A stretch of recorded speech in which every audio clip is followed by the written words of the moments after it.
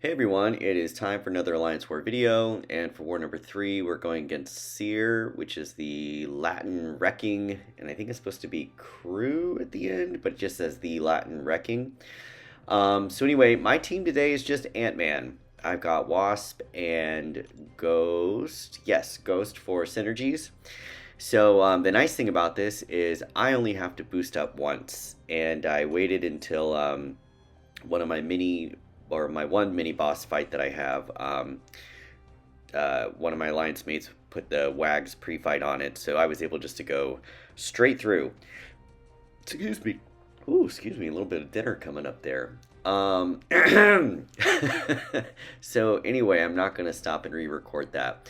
So we're going to be taking section 1 of path 6 and then section 2 of path 1 again. So our first two fights here are both tactic fights, and the strategy here with Ant-Man versus Deathless King Groot is I obviously don't want to throw my debuffs, like my fatigue debuffs and my poisons, the debuffs from Ant-Man's kit. I don't want to throw those up while he still has a bunch of Furies. Fortunately, the tactic is going to be applying those withers, which are going to chip away his Furies very quickly as he cleanses or purifies, whatever his kit calls it.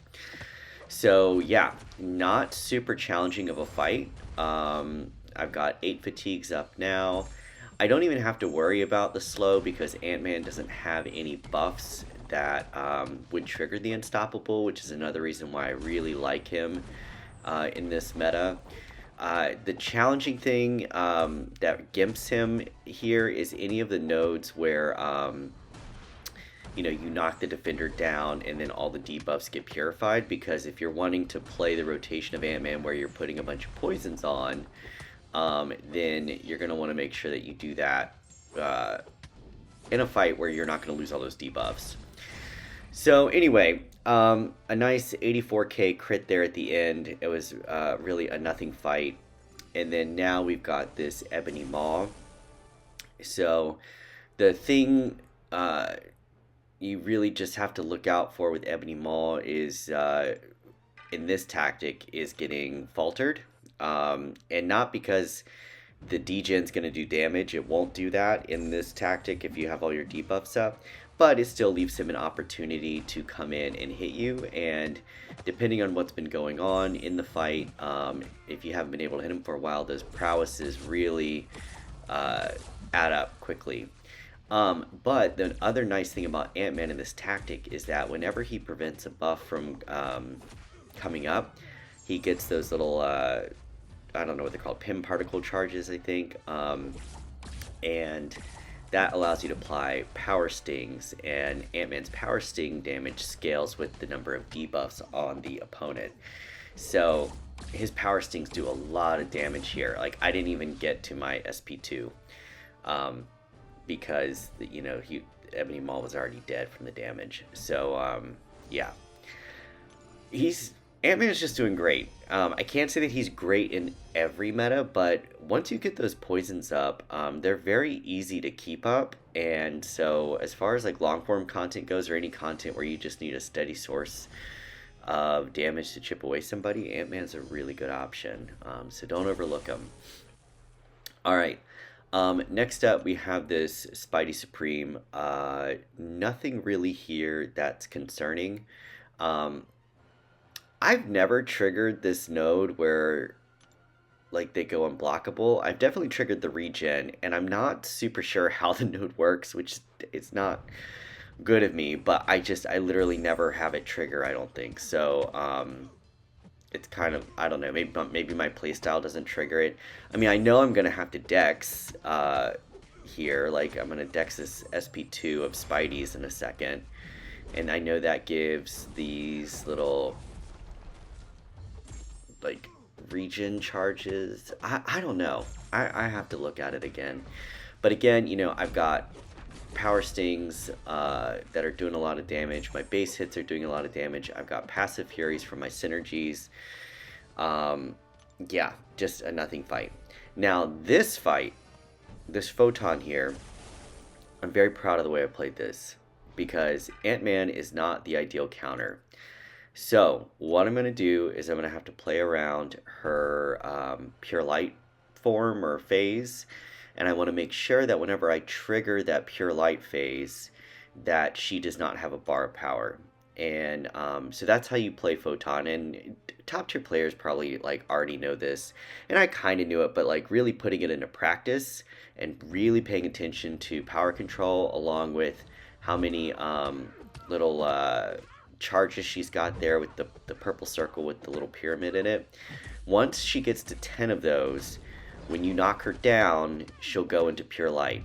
Now, I don't want to push her to her SP2 because once she hits a certain number of those charges and then throws her SP2, she will automatically trigger pure light herself.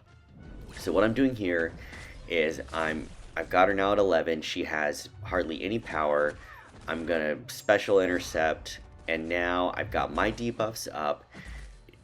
She's ticking down her pure light. I don't have to worry about unblockable specials because she's not going to be able to throw any because she doesn't have any power right now, like not enough power. And then I punish that heavy to refresh my fatigues. And so now I've got 12 fatigues, and part of that was from her hitting into my block while I had a, oh god, that one debuff that I get from my SP2. So anyway, now I throw my SP2, I've converted those 12 fatigues into 12 poisons. What I need to do now is get her to throw. Alright, she's at 10, so now I need to knock her down without going over a bar of power. So now she's back in pure light. My poisons are still doing their thing, and her pure light's ticking down, and I'm perfectly safe. I have nothing to worry about from her unblockable specials, and down she goes. So that is how you play Photon when you do not have an ideal counter for her.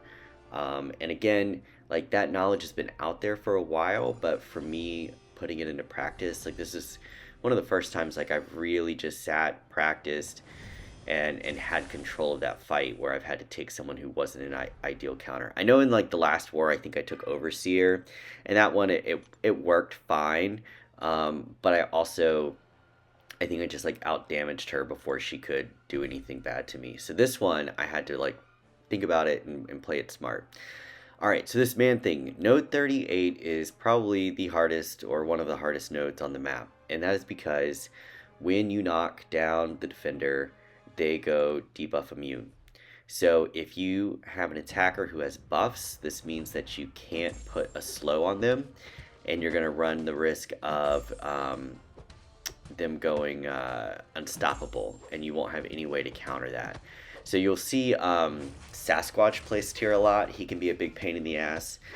So what I'm doing here is I'm knocking Man-Thing down once I've got my SP2, because in Ant-Man's base kit, his SP2 gets a like a little attack boost. It would have a bigger attack boost, I think, if I had debuffs on him, but honestly, like, any attack boost is gonna be fine. So I'm just not gonna throw my special ones. So I'm taking advantage of throwing the SP2s whenever I can. And then the Wags pre-fight really helps being able to get those stun passives, so I can still just kind of play the fight easily. So yeah, now you see that the protection's up. I put the protection down. He's debuff immune, but I'm still gonna throw my SP2, and I'm getting some really good damage. I mean, that was over 50k SP2 against a rank 3 Man-Thing. So we're gonna work our way back up to an SP2. We definitely have a little assistance here from our power backs. And we're gonna go in and we're gonna throw another one.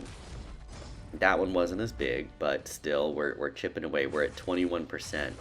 Now if this Man-Thing was awakened, I think he might be getting some regen buffs or something once we get down past a certain percentage. Maybe it's like 50% or something. But anyway, making sure that the protection is down again, throwing the SP2 again, and we're down to 4%. And this Man-Thing is about to be dead. And there we go.